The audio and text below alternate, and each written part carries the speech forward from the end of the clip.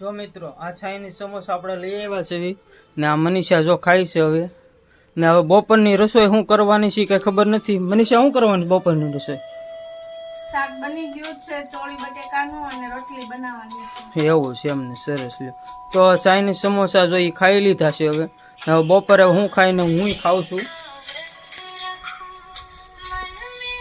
હાય મિત્રો, જો આજે છે ને હે ધર્મેશને 3 દિવસ ત્યાં નાઈટ થઈ ગઈ છે.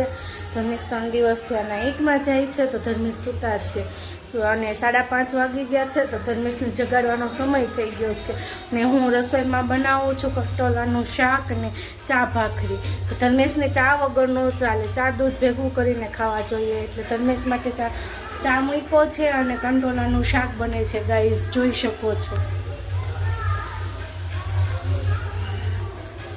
હવે આપણે ધર્મેશને જગાડવાનો સમય થઈ ગયો છે તો ધર્મેશને જગાડી દઈએ. ધર્મેશ જો સૂતા છે,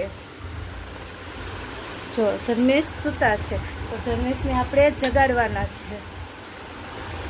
ધર્મેશ જાગો, હવે ઊભા થાઓ.